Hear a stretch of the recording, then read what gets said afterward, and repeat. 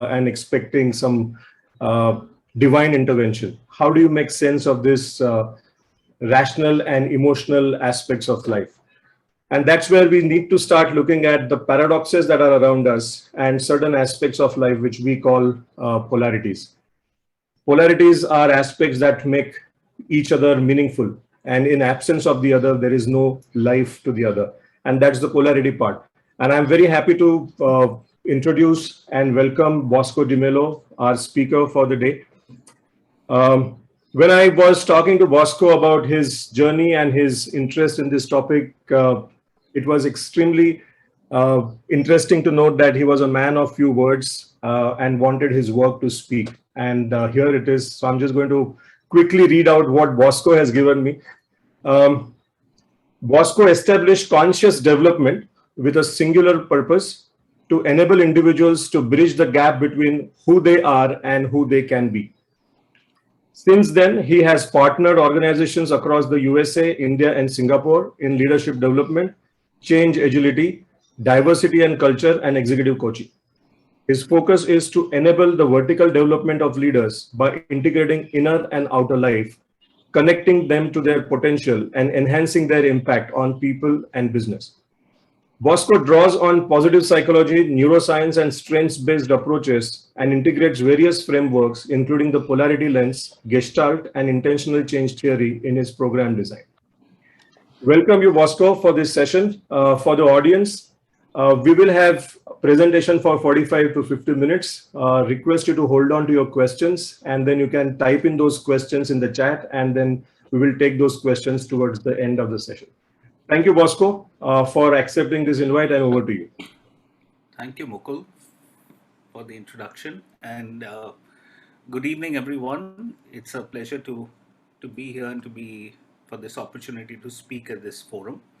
And thank you for making the time to attend. We have about 45 minutes, and it's it's not a light topic, so I'm going to launch into it right away. The title of our session is Navigating a Hypercomplex World, the Power of Paradox and Polarity Thinking. What we're going to essentially cover is understanding the nature of paradox and understanding the polarity lens and how it helps us leverage paradox to our advantage across in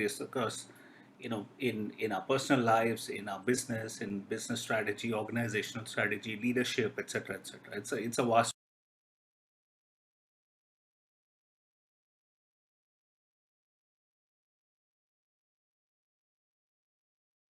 Bosco, you got muted somewhere. Sorry about that. You'll have to just. Okay, can you Yeah, hear me that's now? right. Yes, yes. So we are in what is commonly called the fourth industrial revolution, where the hallmark is that the level of complexity and disruption are of an order that is far, far beyond the three industrial revolutions before us. So in essence, complexity has given way to hypercomplexity, and the transformations or the disruptions that we see today are far different from the earlier ones, whether in scope or the impact on various systems or the speed at which they affect us. So in essence, what used to be called a VUCA world is nothing now but a VUCA plus plus world. What we are also seeing is that the nature of problems themselves have changed. We used to be faced with what we are called, tame problems. But those tame problems are now given way increasingly to wicked problems. So increasingly are faced with wicked problems. Let's understand the difference for a moment. Tame problems are essentially skill set related, and by the nature of the problem is understood, and by acquiring new skills or capabilities, those solutions can be found and they can be implemented fairly quickly. Now that doesn't mean tame problems are easy to solve. Sometimes they can be extremely challenging, but because the problem is well defined, you know when you have a solution. So by definition, tame problems are right versus wrong problems, and at the end of the day, there is a right answer to be found. Wicked problems, on the other hand, are uh, are of a different order, a different nature.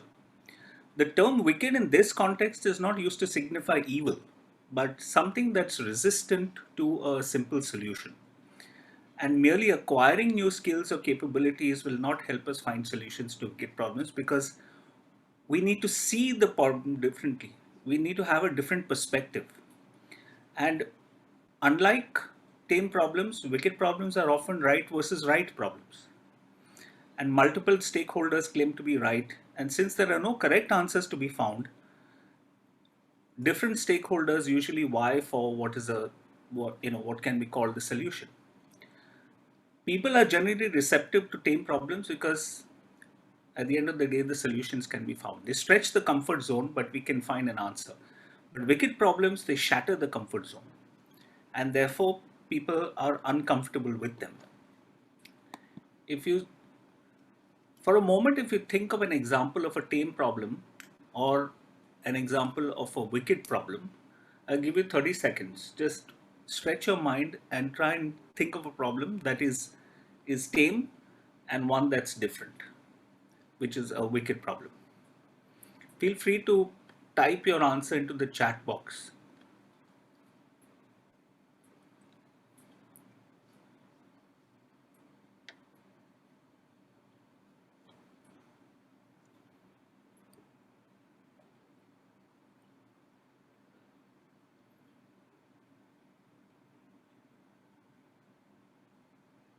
Okay, someone says Tame does not know how to perform the job, and Tame inflation, wicked, malnutrition, or poverty. Yeah, that's right.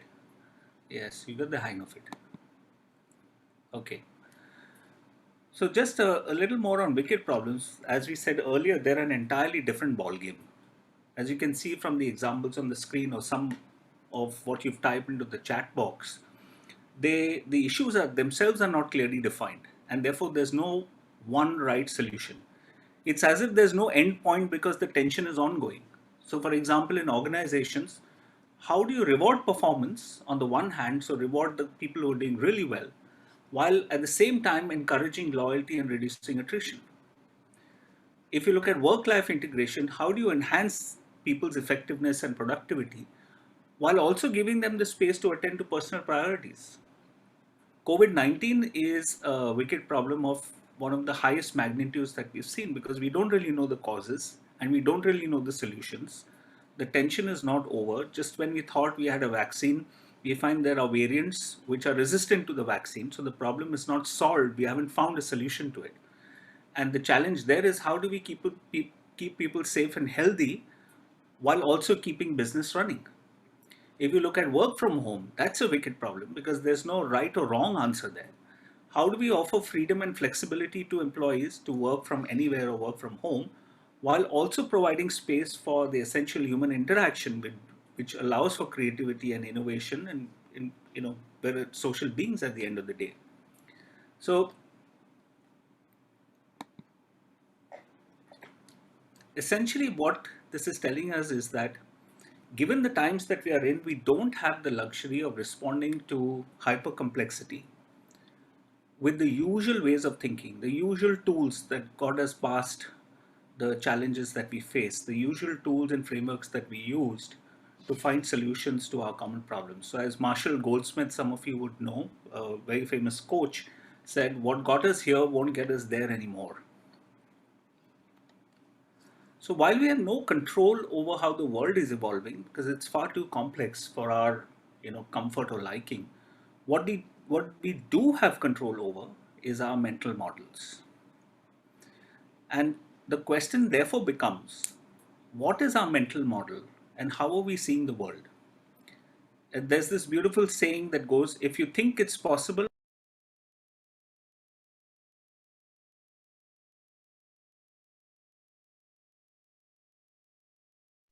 Bosco, you have to unmute. Somehow it got muted.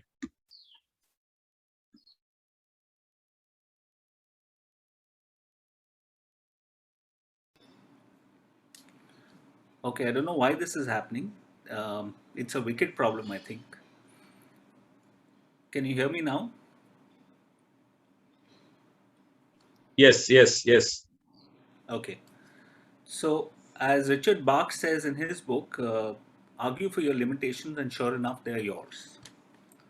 Now, let me ask you a different question. what's our natural human response to something that's complicated? Again, feel free to put it into the chat box.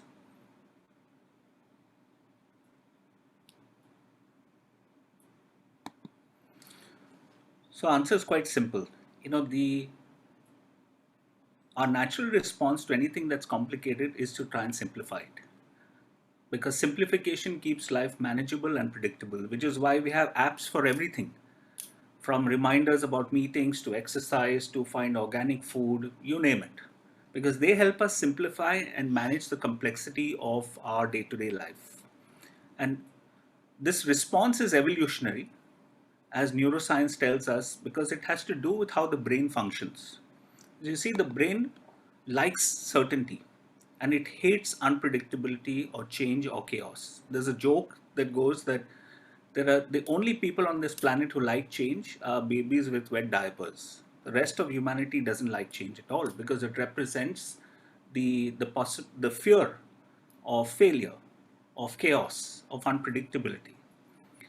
So, which is why when you're going to do something that's outside the known, which is outside the comfort zone, you may feel nervous or even afraid. And neuroscience tells us that our primary need is to feel safe and avoid pain because safety keeps us alive, and certainty makes us kind of feel secure and helps us sleep at night.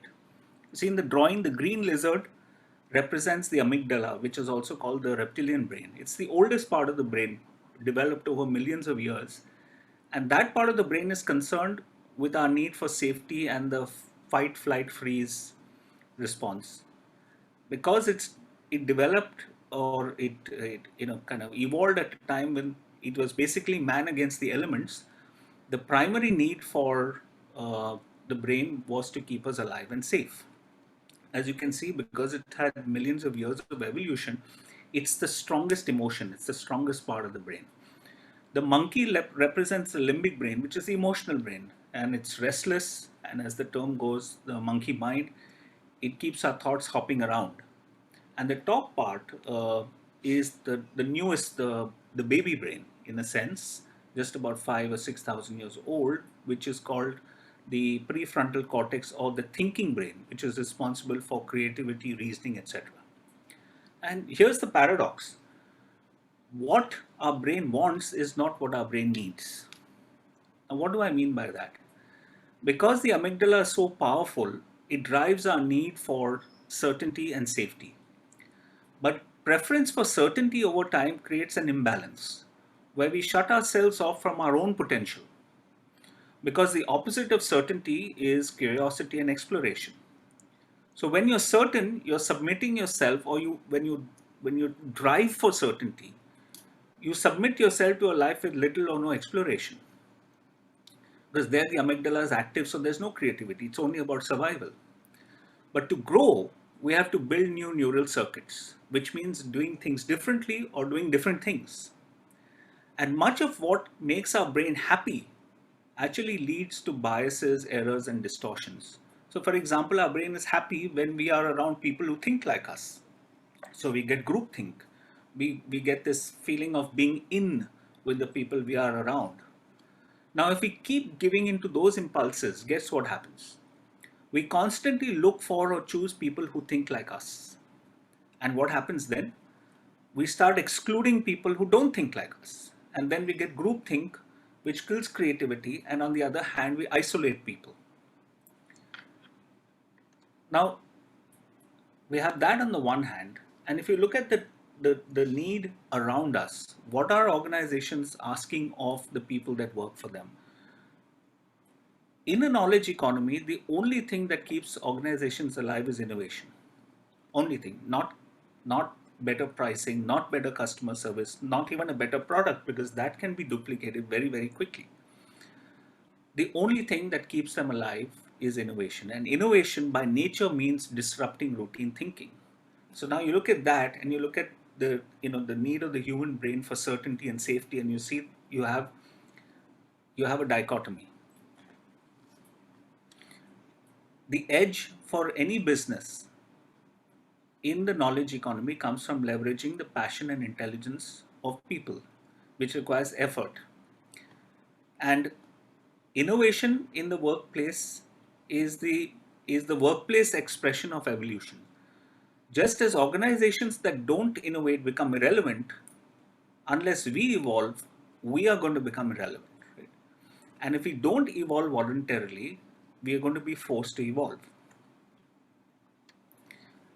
Now, the the Nobel Prize winning psychologist Daniel Kahneman, in his book Thinking Fast and Slow, he put forward this theory that we have two broad modes of thinking: fast thinking and slow thinking. Fast thinking is system one thinking, which is instinctual, it's learned behavior, it's hardwired thinking. And slow thinking, on the other hand, as the word goes, is slower, it's more deliberate, it requires more effort, and requires more complexity. Now, fast thinking accounts for over 90% of our thinking on a day to day basis. Slow thinking accounts for about 10% or less. So, it means that when the brain makes decisions, it deals primarily with the known knowns, which is phenomenon that it has observed already and recognizes. It rarely considers the possibility of known unknowns, which are phenomenon that it knows to be relevant, but about which it does not have information. So, by and large, humans fail to take into account complexity or the role of chance in their thinking. So now you see, because we are wired this way, you can see how predictability and certainty and safety are built into system one thinking because we know it. We don't even need to think about it. The response is instinctive, it's right there, it's quick. In effect, what happens is we tend to apply the same kind of thinking to all kinds of problems simply because we don't go deep enough, we don't think enough. System two thinking, on the other hand, is what drives innovation, which is what organizations need, which is what humans need to grow. Now, the higher we grow in organizations, the greater is our responsibility to drive system two thinking. And that means getting people to change how they think.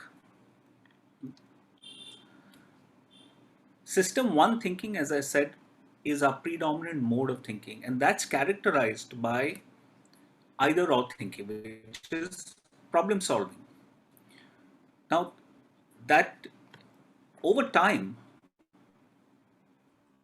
if you look at our school system, our education system, it was built for conformative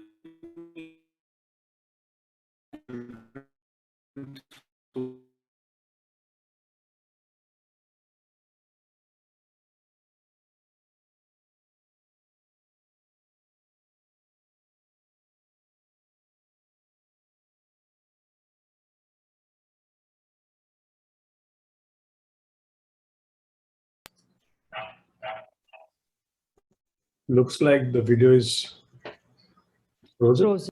Okay. back to your school days, when we were asked to fill in the blanks, there was only one right answer that came into the fill in the blanks. If it was match the columns, that arrow went from only one place to another place on the right hand side. Creative thinking, if at all, was something that we learned on the side. Can you think of a time when you were told, I don't want the right answer? The focus has always been on finding the right answer. Or can you think of a time in school when you were told, look for more than one right answer? Our drive was to find that one right answer so that we could be successful.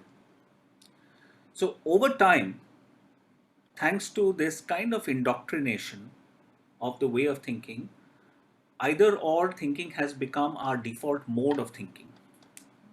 And that's how we approach most of the challenges that we see around us. So here's some examples of either or thinking and how these challenges are placed before us. When you hear statements like you're either for it or against it, or you're either with us or against us, that's either or thinking. Take it or leave it. Right? That's the either or choice. Should we eat South Indian or Thai today? It's a, in a lighter vein, that's an either or choice. Or if you want to study humanities, it has to be Yale or Harvard. If I go to sleep on time, I won't be able to study for the test. So you see, most of the common challenges that we face or the common solutions that are presented to us today are presented as either or. Make a choice between the alternatives that are given. Now, either or thinking is useful. So don't get me wrong. It's important because it's easy, it's fast, it helps us solve problems, and it keeps the world simple. It avoids us overtaxing the brain, and very importantly, from the standpoint of safety and movement, it provides closure, it provides consensus, and it gives us a sense of movement. But what happens with that is, what we have to remember is that either or thinking does not recognize the interdependence between two ideas or values because it's one or the other. So when people often use either or scenarios, they're doing it to create this illusion of surety or to look decisive, to get a decision and move on, or to get consensus, to rally people around, or to resist change or new possibilities. Because when you present, you can say, we can either do this or this, it cuts out any other possibilities. We also use either or scenarios in many situations because we don't want to step into the tension of a dilemma. Okay? A dilemma in its origin form, Latin, is a double proposition, which means there could be more than one right answer. If we're conflict averse, we don't want to step into anything that is murky or could be confusing. We'd rather have a clear-cut right or wrong answer, which is why increasingly our preference, even when we're faced with different kinds of challenges, which may be of the nature of a wicked problem, we still tend to approach it with an either or mindset. What we have to recognize as the word for safety and certainty. And anything that creates or generates fear or uncertainty creates resistance in us. And people resist change because they believe they will lose something that they value, or they fear the unknown, and they fear that they may not be able to adapt to new ways. Now, what happens when we resort to either or thinking as a predominant strategy? When we use it as the hammer for anything that we see as a nail, we end up with a zero-sum game.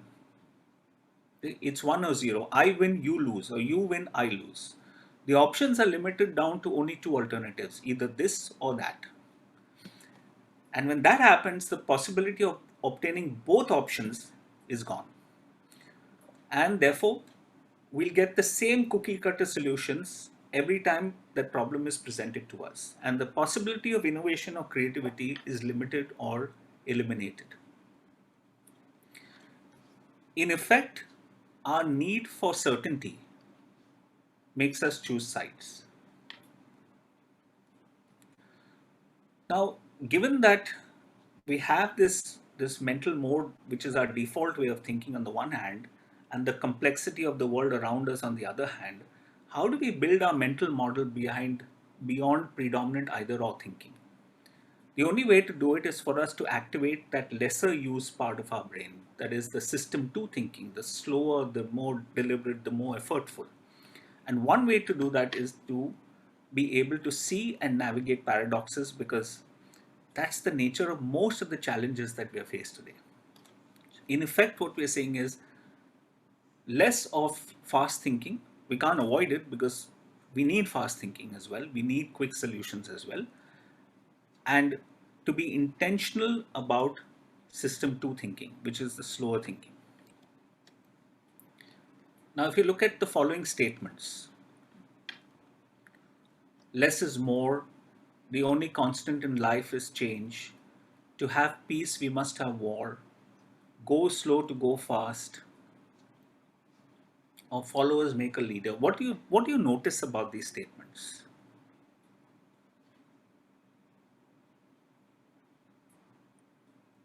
You'll notice that they're paradoxical.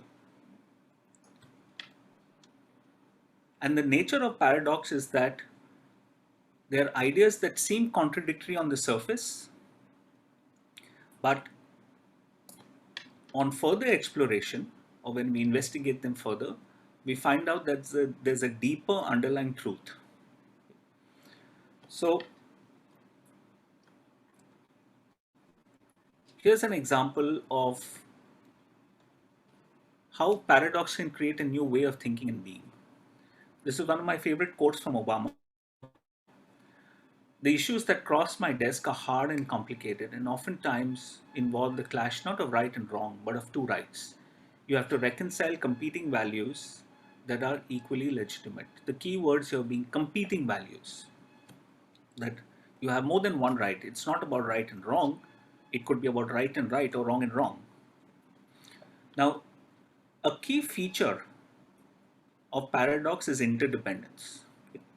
While these statements may seem, on the one hand, seem kind of illogical at times, if you look at them at face value, but when you investigate them further, you see that the contradictions hold the key to something bigger or a larger meaning. The individual parts of the paradox are true in and of themselves. Less is as valid as more. Constant is as valid as change. Peace is as valid as war. Right? So less and more are perfectly legitimate standalone ideas. Yet, when we put them together in the same sentence, that creates the contradiction, and that contradiction is what gives us rich meaning and insights. And even though the two ideas are strong and correct in themselves, it's the interdependence between the two that generates the creativity and the bigger picture. One without the other has limited power and possibility. So, the paradox of a paradox is that even as it holds contradictions, it is unifying.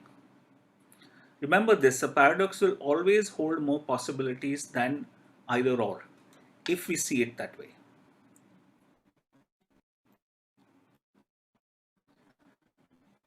Now, how do we show up in our everyday life, right? These are examples that I gave you of commonly used phrases and sentences, right? They're relatively easy to identify as paradoxes because you can see the contradiction right up front. So in a sense, they're ready-made paradoxes, but paradoxes don't always present themselves in easy to identify ways. Let's see some of the situations that we're confronted with every day in our life or work. Nisha tends to micromanage people on the job. She comes across as pushy and it makes her team uncomfortable. It's hard for her to change because she feels if she isn't hands-on, the quality of work will suffer. So what should we advise her? Here's another situation that we see very commonly around us. Our leaders are transactional and goal-oriented. They need to connect more with their people, but emotional intelligence training hasn't worked so far. They're concerned that people will take advantage of warmth and empathy. So now what do we do? Or we say that Mark is a people's person, but the concern is that he's too soft on people. And this may affect his promotion to the next level, where it's all about delivering results. On the other hand, Mark doesn't want to lose his edge because that's what makes him successful. What should Mark do? You see the dilemma? Now, can these challenges be resolved by making either or choices do one or the other, or a trade-off between the two kind of obvious alternatives? No, they cannot, because they're not problems to solve. They cannot be solved by linear thinking or by tackling one at a time or by making a final decision between the alternatives that seem to be pretty obvious to us. So what do we do? What is the lens through which we can look? So here's a I think a pretty common figure that a lot of people would have seen. At least if you've done your MBA, this is one of the commonly used figures in the MBA. This is, as you might guess, a young woman and an old woman. For people who've not seen this figure, I'm breaking it up so that you can see it has both.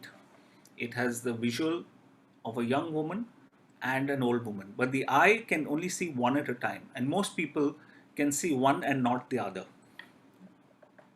But why is this figure so significant? It is because what you're seeing is not just a figure, but what you're seeing is a metaphor to see that both sides exist. The old woman and the young woman both exist. One is not more important than the other. Seeing only one and not the other means you're seeing only half the picture. If you choose one over the other, and if you say that, Bosco, this is a picture of a young woman, if you choose that, you're making a false choice because you're ignoring it, you're not seeing the other half of the picture. And most critically, the old woman and the young woman look like opposites, but they complement each other to complete the picture.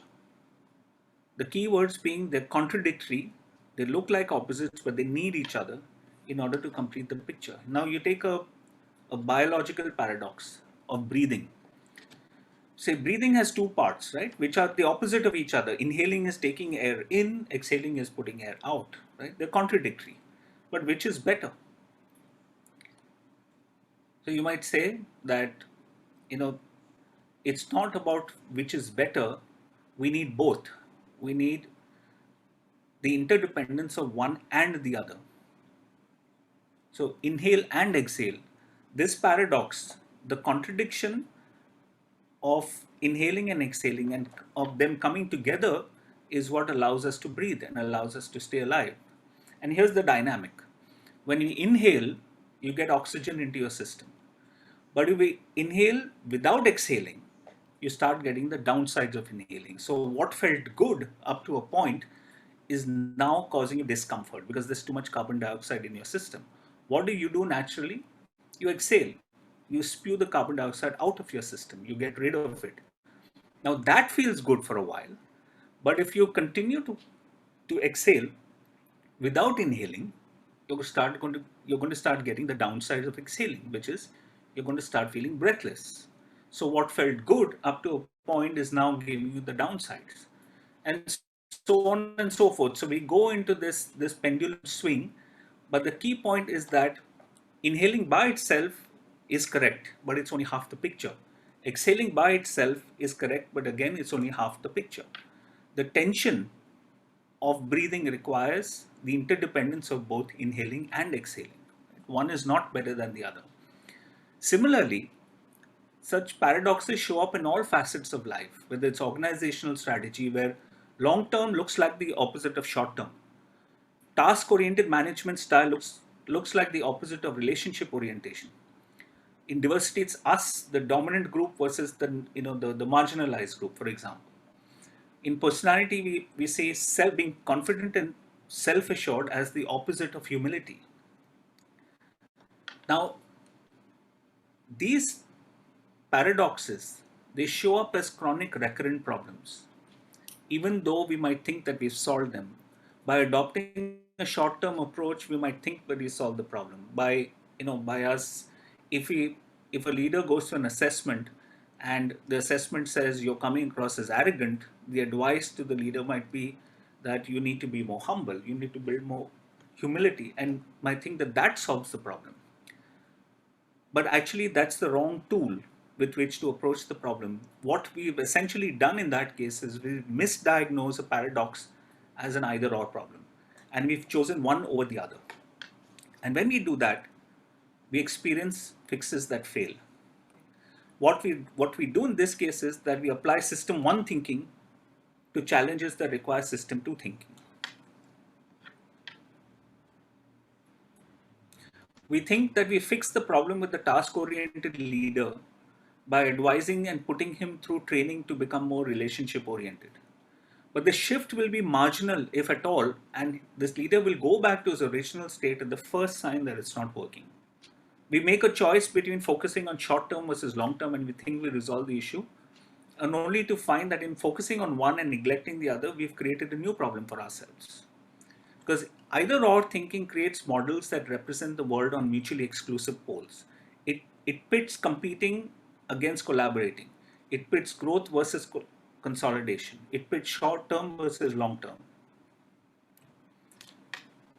So, how do we address this complexity? How do we raise our thinking to be able to look at paradoxes and navigate them in a way that we can make use of them and avoid the pitfall of either or thinking or approaching all of our problems with this one lens by understanding the impact of paradox and how to leverage it, and going further by reframing paradoxes beyond either or problems so that we can create superior outcomes. And that's where we find, or the work that I have done, I find the polarity lens is extremely powerful in helping us navigate the wisdom of paradox, whether it's it's to do with leadership style, whether it's to do with coaching, whether it's to do with business strategy or organizational strategy, or any part of the organization, whether it's sales, it's HR, it's marketing, it's systems, it's cost versus quality. So what are polarities? They are interdependent pairs of strengths, competencies, values, or objectives that on the face of it look contradictory, but actually need each other to achieve a greater purpose. The key words being they look contradictory, old woman, young woman, but they need each other to achieve a greater purpose, less and more, go slow to go fast. They're also called dilemmas or wicked problems or chronic tensions or dual strengths or dichotomies. The nature of polarities is that they're always positive or neutral, they always come in pairs, they're always interdependent, and they look like opposites, but they actually need each other. Polarity always contains 2 points of view, like Obama said, I'm confronted often with two rights. So what he's looking at is a polarity, not a problem to solve. And both those points of view are true. And they're not new. They've been around us for a while. Yin and yang, night and day, left brain, right brain, Ardhanareshwar, they're all examples of polarities. The difference between problems and polarities is that problems have one or more right answers that are independent, and paradoxes or polarities have two or more right answers that are interdependent. And problems have a finite endpoint, whereas polarities, like the nature of wicked problems, are chronic and ongoing. There's no, how do you solve the tension between short term and long term? There's no solution to be had. How do you solve this, the tension between being task oriented and relationship oriented? It's not a problem to solve, right? So no real solution exists, and problems can be solved with an either or approach, but polarities are best leveraged with the both and approach. And here's the paradox of polarity thinking, that I'm not here to say that polarity thinking should replace problem solving, because that would just be another form of either or thinking. But we need both. We need either or, and we need both and.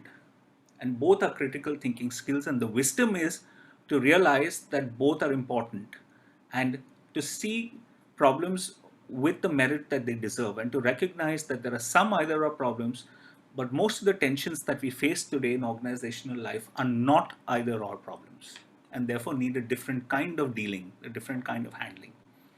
If you look at leadership, this is one of the places that polarities show up. We cannot grow to become outstanding leaders until we embrace the behaviors and attitudes that are most uncomfortable to us, whether it's conflict, whether it's speaking up, whether it's empathy, whether it's relationship building. Okay? The most effective leadership practices force us to integrate what we don't like. And if we look at effective leaders and organizations, they have one ability in common, and that is they navigate these polarities by being able to hold opposing ideas and integrating them into something larger. So instead of choosing one idea over another, they creatively resolve the paradox in the form of a new idea that contains elements of the opposing ideas, but one that's superior to both. So as Nandan Nilekani says, when somebody comes to me and says, we can either do this or we can do this, he says, the first question I ask them is, why can't we have both? If you look at Satya Nadella, for example, when he took over Microsoft, he brought in empathy, which was something completely foreign to the culture of Microsoft, but didn't give up result orientation, which was what Microsoft was really all about. But this combination of seemingly opposing values of empathy and result orientation is what allowed him to make Microsoft not only a healthier culture, but also make it once again competitive in the marketplace. If you look at Tesla, for example, one of the reasons why it is the most valuable car company is that it didn't settle for the obvious kind of choices in terms of technology or fuel, but it married this paradox of what's good for the planet can also be good for business. If you read the story of Lego, for example, Jorgen Nordstrup, he turned Lego around in 2004 from losing $1 million a day to the most profitable toy company. And his management philosophy is take charge and let go. What greater contradiction can you have? If you look at your strengths, that's one place where you can see how we leverage the wisdom of paradox. Now, to be successful, we are taught to build and use our strengths. Now, if you see this list on the screen, these are some strengths that you might recognize. But here's the nub. We are often aware of our weaknesses, as assessments or feedback will tell us. But we are often blind to the downsides of overusing our strengths because we've been taught to use those strengths. So we get blindsided to the downside of overusing them. Right? We tend to think of them as the cost of success. So we fail to notice when the strength of hands-on turns into micromanaging. The strength of empowering turns into abdicating responsibility. The strength of confidence becomes arrogance, or the strength of become daring becomes risky, or being candid morphs into callous. Right? We get blindsided, and so we don't see it. And because we don't see it, we do nothing about it. And what was once our strength becomes our weakness, or the cause of our failure, or lack of progress, or lack of growth. Now, how does polarity thinking help us deal with this paradox? Here's a device we use which is called the polarity map, and I'm going to just quickly take you through one in the time that we have left. This is what a polarity map looks like, and I'm going to navigate one. So say, for example, if my strength is being candid, okay, that's how I define myself. I'm a candid person, and I very proudly say it. What are the advantages or upsides of being candid? I express my views freely. Everyone understands what I think and where I stand. I'm respected as a strong and forthright person. Now, if I'm not watchful and I don't have this awareness, over time, if I overuse the strength of candidness, I will start getting the downsides and the disadvantages. And what are they? I will notice that people are uncomfortable with how direct I am, and that may come across as harsh or callous. People will stay away from me or don't express themselves openly for fear of, getting pushback or being judged. And I'm seen as a my way or highway leader. Now, this hurts me. I don't like it because I don't want to be this way, right? We're emotional beings at the end of the day. So what do I tell myself? Hey, I've got to be more diplomatic. Maybe that's the feedback that I get. Maybe that's self-talk that say, hey, you need to tone it down a bit. You need to soften it. What is the advantage that I get by being more diplomatic? I make my point without getting into conflict. I'm seen as approachable. I create a respectful space for different perspectives, etc. But if I start overusing this strength of diplomacy to the neglect of being candid, I'm going to start getting the downsides of diplomacy. That is, I'm seen as I don't have a definite view, people don't trust me, and I'm seen as ambiguous and weak. Now what do I really want? Okay, what's my goal? My goal, if you see on the top, is that I want to have presence and influence in my organization. What I want to avoid is what you see at the bottom, which is alienation and stagnation, right? Neither of these, neither being candid nor being diplomatic in isolation, is allowing me to get to where I want, which is have presence and influence, right? Because the either or mind tells me that I can either be candid or diplomatic. But if I look at it, the fact that if I can be candid and I can be diplomatic, it allows me to get the upsides of both and therefore achieve what I want, which is presence and influence. And what the polarity map allows you to do is create action steps to get the upsides of both, and gives you red flags to tell you when you might be overusing any one of these strengths. So in a sense, it's a wisdom organizer. That's the power of it. It recognizes that any strength that is over leveraged will lead to downsides. And it recognizes that change is not about logic. It's about dealing with the fear of giving up what we value. A simple shift from the current state to the desired state does not happen because change is a paradox. It's not a from to movement. And so by constructing these strengths as interdependent pairs, the power of and, it creates psychological safety that I don't have to give up what I value in order to build something new. Okay?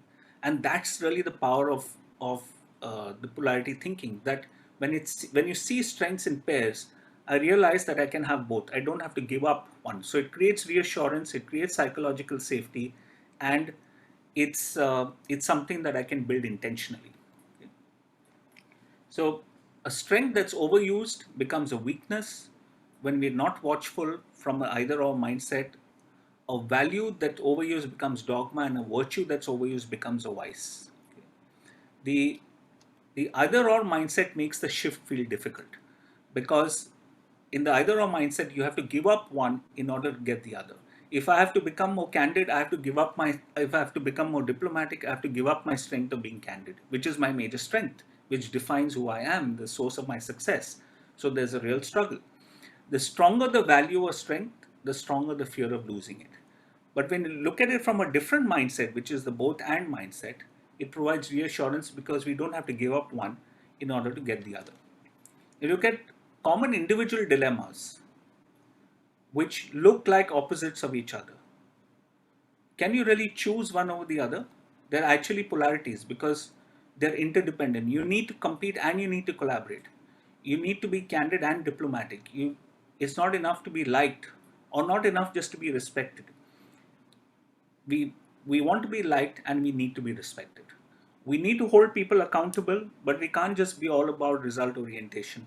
If we want people we want to retain people, we want to get the best out of them, if we want to be effective leaders, we also have to build relationality. We also have to show empathy, as COVID-19 showed us. Uh, I'm not going to go through this case, but essentially, very quickly, it was the fact that this organization was focused on delivering service and delivering to the mandate, and they thought they had the client for life, and they lost the client because the client was not also growth.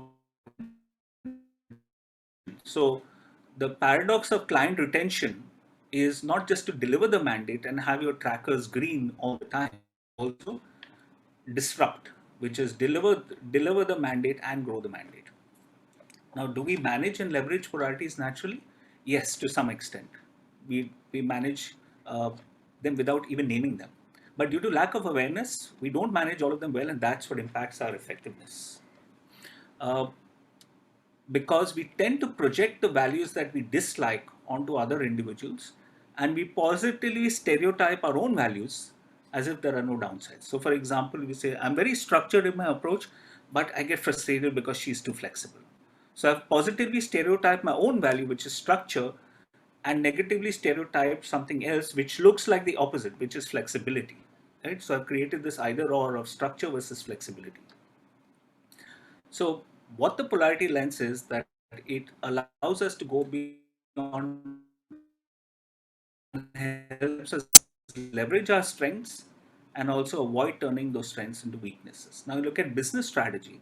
I'm quickly going to jump into the end, which is a great example of Singapore Airlines. This is also covered in Harvard Business Review. There's a case study around it, etc. What they do is that they have what is called a dual strategy approach, but so example focus on service excellence, but it's always leveraging the polarity of cost effectiveness and service excellence. Why is this important? Because cost effectiveness or cost management looks like the opposite of service, right? Normally we say if we want service, we have to go easy on cost, and if we want to cut down cost, the first thing we cut down is service. But because Singapore Airlines manages what they call this dual strategy approach, they are not only the most cost-effective airline, or one of the most cost-effective airlines in the world, which is they manage costs better than US and European budget carriers, but they've also been awarded as the world's best airline 21 times over. All this while managing their costs effectively. So it's not one in isolation, but this polarity or this contradiction of leveraging cost effectiveness and service excellence. And if we put their strategy into a polarity map, you see what they do is they do both, and they have specific kind of action points and early warnings by which they're able to constantly monitor this. It's like having it on your radar screen where you can see what do I need to do in the short term, what do I need to do in the long term, but from the long term goal of saying that both are important. It's not one versus the other. You look at Four Seasons, It's the world's most successful luxury chain because what they do is they marry this paradox of having the intimacy and personal touch of small motels while also having the amenity and comforts of big hotels, and not having a trade-off where they choose one over the other. You see, common organizational dilemmas are polarities. We look at whether centralized versus decentralized, customer focus versus profit focus. They're polarities, but the from a common either or mindset, we tend to see them as trade-offs, that we can have one and not the other. So to recap, uh, polarity thinking is a powerful lens to navigate complexity. It applies to any strength, any competency, any value, any goal, or any strategy, and helps us avoid a one-size-fits-all approach. It helps us make sustainable shifts in thinking and create extraordinary outcomes and decisions that are more sustainable over the long term. And people who navigate paradox, they embrace contradictions where most people just see one or the other. So you can be a tech savvy humanist, you can be a strategic executor, you can be a global minded localist, you can be a traditioned innovator, you can be a humble hero. So the next time you ask yourself, should I focus on achieving goals or building relationships? The answer yes, both. If we ask ourselves as an organization, should we focus on cost effectiveness or on quality? The answer is yes, both. And in terms of my, say, management style, should I retain control or should I delegate? The answer is yes, both. So that's what I had to share with you today. We have a few minutes for questions. Sorry, I had to rush through some of the slides, keeping in mind the time that we had, and to keep also time for questions at the end. But I hope you got a kind of a gist or a sense of what polarity thinking is and how it can help us navigate and leverage this unavoidable phenomenon called paradox that we find around us. So thank you for your attention, and I'll be happy to address any questions that you have. So Mukul, over to you. Thank you, Bosco, for an excellent concept sharing as well as narration around it in personal as well as professional spaces. Appreciate your sharing here. Uh, we have time. We have 6 minutes. Sorry to call it out like that, but we have 6 minutes for questions. Maybe a couple of questions. If there are questions, if you can just type it, or one of you can just share that in the section here. While somebody is posting it, Bosco, if you permit me, I have posted my questions there, but something which is appearing little paradoxical right now, and this is that most of the problems which you are indicating, or even the solutions which you are offering, they have a binary lens. You are looking at two sides of it, whereas most of the wicked problems of today are multi-sided. So how justified is the framework which you chose of choosing two sides to look at it? So most of the if you look at wicked problems, they have multiple sides, like you said. Now the idea is to say that we have polarities. We also have something called multarities, which are nothing but polarities stacked next to each other. Right. So this is not the why I'm presenting polarities is to present a different framework of saying there is either or thinking and there's polarity thinking. But polarity is not just two values. There can be multiple values. But when we generally look at most of the challenges that we face in organizational life, we have to pick our battles. We have limited bandwidth, so which is why if we kind of try and narrow them down, we can pick and choose our battles and focus on some of the key areas that we need to change our thinking about. So when we talk about polarities, or we talk about multarities for that matter, the idea is that we don't there's no trade-off between one and the other. You can have more than one solution. You can have 2, 3, 4 solutions. You can bring in different stakeholders. You can bring in different points of view. You can bring in different perspectives. And the idea is, first we have to open our mind to the fact that there is an alternative to either or thinking, that there is a way in which we need to approach most of the challenges that we face before us, and not just do the tried and tested thinking of the tried and tested approaches from which we generally tend to approach the problems that we face. Can we stop the sharing screen and see the full view? Yeah. Thank you. Is this better? Thank you. Thank you, Bosco, for calling out the importance of polarity thinking in today's VUCA world. And as we start realizing that VUCA world is converting itself into a Bani world, the acronym stands for it is getting brittle, it is getting anxious around us. The thinking needs to be non-linear and things are incomprehensible around us. And the more we realize the Bani-ness, we realize that possibly what we require to become is anti-fragile. And polarity thinking is one very solid way of becoming more anti-fragile as we proceed. The challenge comes in when we don't realize these polarities in ourselves. One of them very strongly is the person and the role, right? And that's where we start operating in an either or, and we start creating problems for ourselves. And so thank you so much for calling it out so very clearly, Bosco, that we need to start looking at the trade-offs and start balancing these trade-offs for ourselves. And as they say it, competencies for the 21st century are almost always about how do you manage the polarities effectively.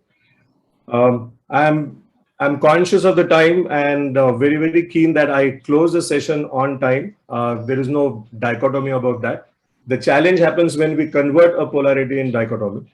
And it will be all right for me to say this on behalf of Bosco that there will be his presentation will be available and you can reach out to him for your further questions and further queries if there are any, because the only way we have under our control is the baby mind, and nurture that babyness in us so that we are more and more relevant in today's changing context. So thank you once again, all of you, for your participation and involvement. And thank you, Bosco, for a wonderful session. As you can see in the comments, there are almost all of them have said that it's an excellent session.